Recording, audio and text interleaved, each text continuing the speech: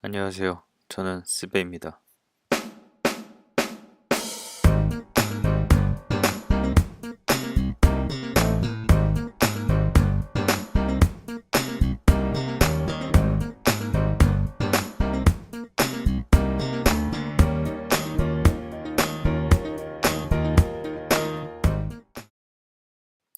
안녕하세요. 두 번째 영상이네요. 이번에 소개해드릴 곳은요.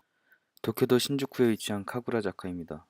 카구라자카역은 유일하게 도쿄 메트로에 토자이센이 있지만 카구라자카역의 다음 역인 이이다바시역에는 JR 쇼부선, 도쿄 메트로의 남북구선, 토자이선, 유라쿠초선, 도영교통의 오에도선을 이용하시고 도보로 15분 정도 이동하시면 가실 수 있습니다. 신주쿠에서 출발하신다면 JR 쇼부선을 이용하여 이이다바시 혹은 도에이 교통의 오에도선을 이용하여 우시고메 카구라자카와 그 다음 역인 이이다바시역에 하차하시면 되겠습니다. 가장 먼저 카구라자카역에 내려서 구경하는 것도 좋지만 저는 한 정거장 뒤인 이이다시역에서부터 카날카페, 이시타다미, 아카기 신사, 카구라자카역으로 올라가는 코스를 권하고 싶습니다. 카구라자카 인근에 나츠메자카라는 곳이 있는데 과거 천엔지페에 인쇄되어 있는 일본을 대표하는 소설가 나츠메 소세키의 출생지인 탓에 이 인근에는 출판사가 많아 문학의 거리라고 불리고 있습니다. 일본 문학에 관심이 있는 분이시라면 참고하시는 게 좋을까 싶네요. 이이다바시역 BEA 출구로 나오시면 바로 카날 카페가 보이실 겁니다. 카날 카페는 1918년도에 개장한 부트장을 2009년도에 리뉴얼하여 오픈한 곳인데요. 일본에서 가장 오래된 부트장이라고 합니다. 카페의 구조는 독채에 있는 케이크와 각종 양과자를 파는 뷰티크, 그 옆에 메인 레스토랑과 테라스가 있고 가운데는 입구와 그 앞에 카페, 보트 타는 곳이 있으며 그 우측으로는 강을 바라보며 커피를 마실 수 있는 가판 테라스와 바베큐가 위치해 있습니다.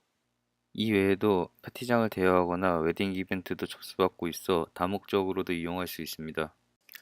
그중 역시 가판 테라스가 이 카페의 가장 큰 매력 중 하나라고 생각되는데요. 커피를 시켜 자리에 앉아 감호강 너머 열차가 지나는 모습은 여행에 지친 마음을 달래줍니다.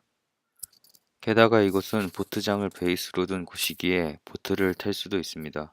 40분 대여, 인원수는 3명이 천엔인데요. 보트를 타고 강 한가운데에서 카페를 바라보는 것도 이 곳을 즐길 수 있는 또 하나의 재미가 되겠네요. 또한 벚꽃이 피는 봄이 되면 더 아름답게 꾸며준다고 하니 커피값도 일반 카페와 다르지 않으므로 카구라자카를 가신다면 꼭 들러보시는 것도 나쁘지 않을 것 같습니다. 휴무일은 공휴일을 제외한 첫째 주, 셋째 주 월요일, 월요일이 공휴일일 경우 다음 날이 대체 휴일이 적용됩니다. 이 점 확인하시어 헛걸음 하시지 않으셨으면 좋겠네요. 하날 카페의 입구 반대편의 스타벅스를 따라 이어진 언덕길이 바로 카구라자카입니다. 이 드라마 주인공 아저씨의 설명대로 낮에는 하행선, 오후에는 상행선 일방통행하는 구조라고 합니다. 주말이나 공휴일 오후에는 차도를 통제하여 차 없는 거리로 이용한다고 하니 주말 오후에 가시는 편이 더 편하지 않을까 싶네요. 카구라자카의 메인 스트리트 분위기는 이렇습니다. 차 2대 정도만 지나다닐 수 있는 좁은 도로가에 아기자기한 상점가로 구성되어 있습니다. 처음 보시기엔 그냥 다를 거 없는 상점가잖아 라고 하실 수 있겠지만 제가 생각하는 카구라자카의 정말 큰 매력 포인트는 메인 스트리트 사이사이에 뻗어 있는 작은 골목의 풍경입니다. 카구라자카에는 과거 유흥가인 탓에 맛집과 술집이 유명하기도 합니다. 그래서 그런지 메인 스트리트엔 음식점과 술집이 줄을 이루고 있습니다. 이렇게 메인 스트리트를 걷다 보면 이렇게 생긴 절이 보일 겁니다. 젠고쿠지라는 절인데요. 이 절을 소개해드리려는 것은 아니고 젠고쿠지 맞은편에 있는 돌길에 대해 말씀드리려고 합니다. 이러한 돌길을 이시타담이라고 하는데요. 과거 유흥가로 유명했던 카구라자카에는 이러한 돌길이 남아있다고 합니다.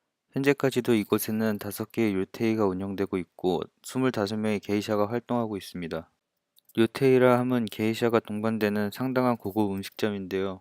평소 일본 드라마를 즐겨보신 분이라면 아시겠지만 기업 인사들의 접대 장소로 자주 나오며 게이샤의 공연을 감상하며 술과 음식을 즐길 수 있는 고급 음식점을 말합니다. 실제로 밤이 되면 게이샤 분들을 볼 수 있다고 합니다. 돌길을 따라 걷다 보면 왠지 모르게 마음이 차분해집니다. 각 건물마다 작은 나무들도 심어져 있어 숲이라는 생각도 들고 방금 전만 해도 메인 스트리트의 현대식 음식점을 보다 이곳에 오니 정말 같은 공간이 맞나 싶은 생각도 듭니다. 어떻게 보면 도심 속의 과거를 찾을 수 있다는 점에서 서울의 북촌 한옥마을과 흡사해 보입니다. 게다가 낮에는 차도 없고 사람도 없기 때문에 정말 혼자 조용히 걷고 싶으신 분들에게는 정말 좋은 장소인 것 같습니다. 이 검은 담장 건물의 정체는 와카나 여관입니다. 1954년 오픈 이래 수많은 작가들이 머물며 많은 명작들을 탄생시켰다고 전해집니다. 그런 탓에 이곳은 일명 출세여관으로도 불려진다고 합니다.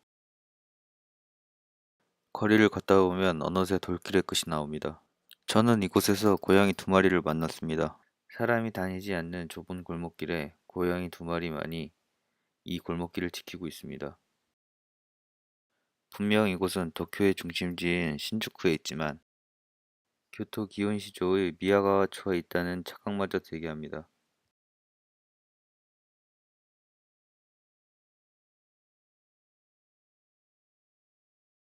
그렇게 도쿄 속의 작은 교토를 느끼고 다시 도쿄로 돌아왔습니다. 앞서 언급했듯 카구라자카의 매력은 나뭇가지처럼 뻗어져 있는 골목길 여행입니다. 골목길마다 분위기가 정말 다른데요. 골목은 주택가로 이루어져 있지만 중간중간 있는 베이커리나 카페, 작은 상점들이 이 거리를 걷는 재미를 주는 것 같습니다. 특유의 일본 골목 감성을 느낄 수 있으면서 가게마다 톡톡 튀는 인상이 있어 보는 즐거움이 더해집니다. 이렇게 골목길을 하나하나 걷다 보면 카구라자카역이 나오게 됐는데 카구라자카역 옆에는 아카기 신사가 자리 잡고 있습니다. 2010년에 재건축하여 외관이 통유리로 되어 있는 탓인지 다른 신사와는 달리 상당히 모던해 보입니다. 이곳을 들르는 사람들은 인연을 맺거나 합격을 기원하는 데에 용하다고 소문이나 오시는 분들이 있다고 하는데요. 이왕 오신 김에 소원을 빌어보는 것도 또 다른 즐거움이 되지 않을까 싶습니다. 이렇게 카구라자카에 대해서 소개를 해보았습니다. 신주쿠, 시부야, 하라주쿠 등 화려하고 도시스러운 것도 좋지만 카날 카페, 이시타다미, 로테이 등 도쿄에서는 보기 힘든 유니크함이 있는 곳이라 생각합니다. 반나절 정도를 투자해서 유니크함을 만끽하는 것은 어떠신가요? 오늘 영상은 이걸로 마치겠습니다. 끝까지 봐주셔서 감사합니다.